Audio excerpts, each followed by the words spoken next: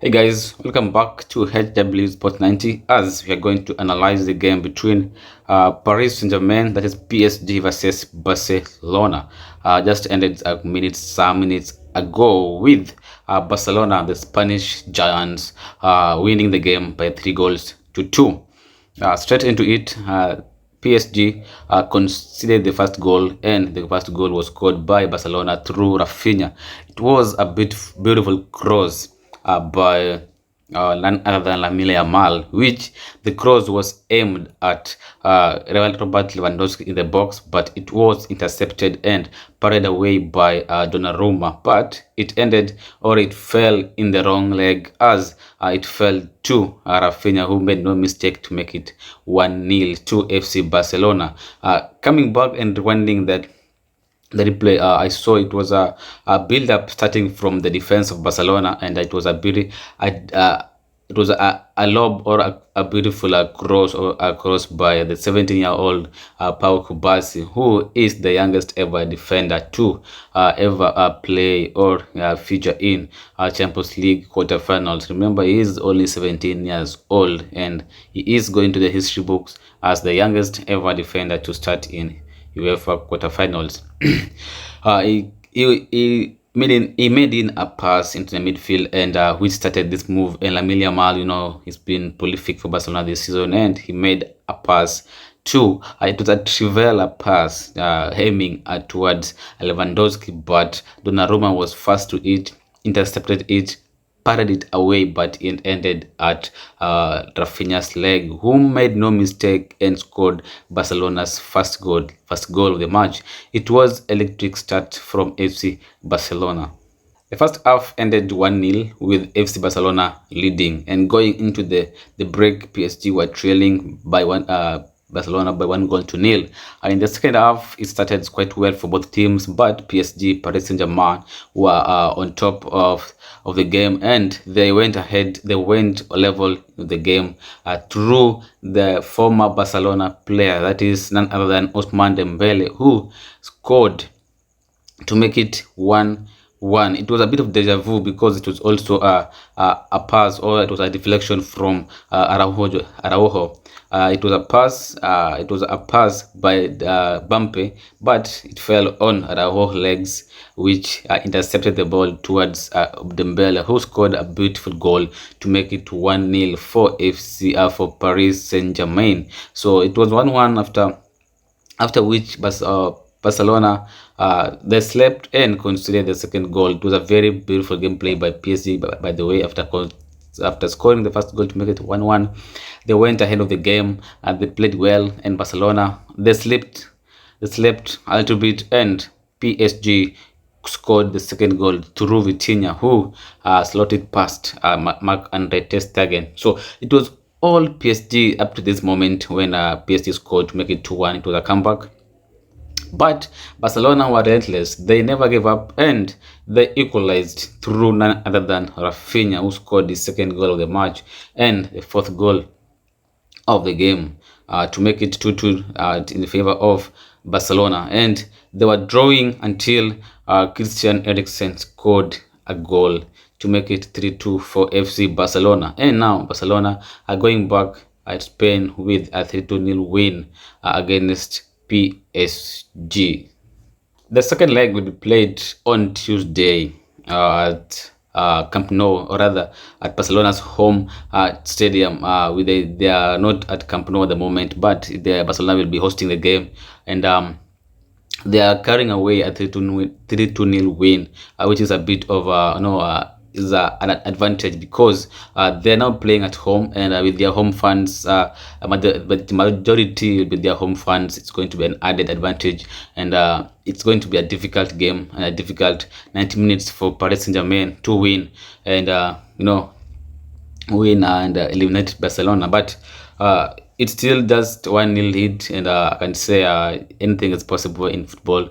And even PSG, if they up their game against Barcelona away, they can qualify. But Barcelona, if they maintain their tactic today, if they maintain their kind of the game they played today against PSG, they really dealt with Kylian Mbappe, kudos to Kunde, Araujo, and Pau Kubasi, who made sure that Bampe did not get any attacking threat. Because Bampe, if you give him just a chance, he will capitalize and punish you. And I must say that, you know what, they did a good job, the defense of Barcelona. As I said earlier, Kunde, Pau Kubasi, and Ronald Araujo, they did a good job. On the other hand, Joao Cancelo, he tried. The goal was scored by Dembele, but I can say he also tried to, keep Dembele silent throughout the game. So Barcelona having an advantage going back Spain with a 3-2 win is an advantage, and I think they'll be happy with the outcome, as now they're facing the team at home with home fans, which is going to be a great run for them and a great match to watch. My man of the match. Yeah, my man of the match. I watched the game between Barcelona and PSG. I would give it to Raphinha. I think he surprised me a lot today.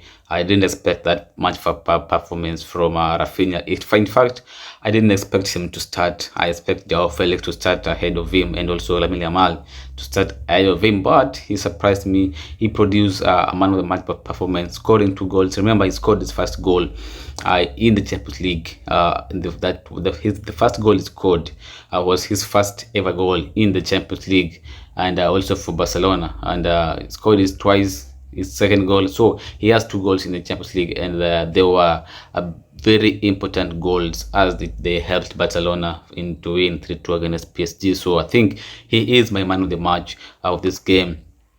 I can say he was outstanding throughout the game. He was threatening, and even before he scored the goal, he was to score, because he was getting chances here and there, and eventually he got one and scored, and also scored a second. And I want to mention Pedri. He came in back from injury and produced one of the best assists ever I have ever witnessed in the Champions League. It was one of the best assists ever to Raphinha. And so as I can say, with Pedri back and also Frenkie de Jong back in that midfield, Barcelona is a threat in this Champions League, where ties the threat is, I can say, is more than the underdog. They're a threat with their star players back, and now they're balling again, they're back balling again. You can see that again, PSG, they were 2-0 down, they fight back and won the game 3-2, which is quite outstanding. And I can say, since Xavi announced his departure, we've been seeing a different Barcelona on the pitch quite recently. I think PSG didn't do enough to win this game. They were below average. I think they were average, not below average. They were average, and it was not the performance I was expecting from a team who are the league leaders in French League One. I was expecting a bit of a different game, a bit of a tight game between these two clubs, but all I can say, Barcelona were dominating. Barcelona played a very good game, and considering the fact that they've been having a quite shambolic season until Xavi announced that he was going to leave Barcelona at the end of the season. That is where it started to click on for Barcelona, and I don't think that they've lost a game since Xavi announced that he was leaving Barcelona at the end of the season. I think they've been unbeaten since then, and I can say that the pressure has been taken away from the shoulders of players, and also from the shoulders of Xavi. Now they're playing and coaching without any pressure at all from the fans, from the media, and they've been good. And I can say, for PSG to win in the second round, that is back in Spain against Barcelona, they need to change their tactics, and they need to change a little bit of how to approach the game in a different way, not the same way they approach the game today. They need to approach the game in a very different perspective if they were to win and qualify for the next round, that is the semi-final of the Champions League. But if they play the same system and they play today against Barcelona at home at Parc des Princes, I can say that they are going to lose again away and be eliminated. And PSG, their biggest ambition, or their biggest aim, or I can say their biggest dream, is to win the Champions League. And if they can't win this season with Bampe, I don't think they'll win it, because Bampe might move to Real Madrid at the end of the season. So it is this season. It's now or never for PSG. Another game played today was at Estadio Metropolitano between Atletico Madrid versus Borussia Dortmund, and the final result is 2-1 in favor of Atletico Madrid. And I can say I'm a bit surprised because I was expecting Dortmund to dominate the game and to win it easily, because to me they were superior. They look superior, and they look more experienced than Atletico Madrid. And but this is Champions League. Any team, you don't underrate any team at this kind of the tournament or this kind of competition. And because for a team to reach the quarterfinals of the Champions League, that means they are a good team. And kudos to Atletico Madrid, who played out their tactics well. We know them from for how they play, and today I can say they managed to get it right in all the boxes. They ticked all the boxes and managed a 2-1 win against the German outfit, whom are going back to Germany with a 2-1 loss, and they'll be needing a win for them to qualify in the next round of the Champions League. What am I saying? I said that, you know what, Borussia Dortmund, Sebastian Haller, who scored the only goal for Dortmund, came in the second half. I think he needs to start in the next round, that is second leg.